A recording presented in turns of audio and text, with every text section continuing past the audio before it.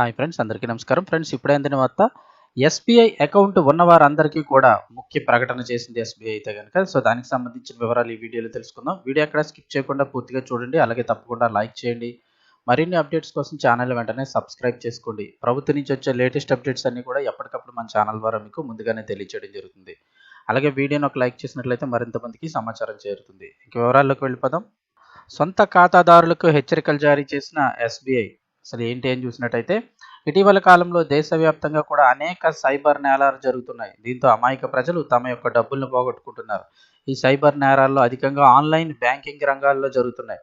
దీంతో దేశవ్యాప్తంగా ఉన్న ప్రముఖ బ్యాంకులు తమ ఖాతాదారులకు ముందస్తుగానే అలర్ట్ మెసేజ్లు అయితే చేస్తున్నాయి. ఈ క్రమంలో స్టేట్ బ్యాంక్ ఆఫ్ ఇండియా తన ఖాతాదారులకు హెచ్చరికలతో కూడిన అలర్ట్ మెసేజ్ జారీ చేసింది. కొంతమంది సైబర్ నేరగాళ్లు బ్యాంకు ఖాతాదారులను టార్గెట్ చేసుకుని ఆశ చూపి మోసం చేస్తున్నారని, అలాంటి వారి బారిన పడి మోసపోవద్దని స్టేట్ బ్యాంక్ ఆఫ్ ఇండియా తన అన్ని కస్టమర్లను, సాధారణ ప్రజలను కూడా హెచ్చరిస్తోంది.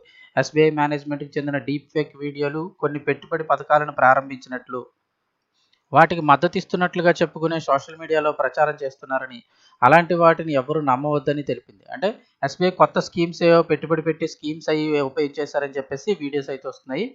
అటువంటి డీప్ ఫేక్ వీడియోలు, సాంకేతిక సాధనాలను ఉపయోగించి ప్రజలు తమ డబ్బును అధిక లాభం, అధిక వడ్డీ చూపించేటువంటి పథకాల్లో పెట్టుబడి పెట్టమని సలహా ఇవ్వడానికి ప్రయత్నిస్తున్నాయని, ఎస్బీఐ దాని ఉన్నతాధికారులు అధిక రాబడి చూపించేటటువంటి పెట్టుబడి పథకాలను అందించరు.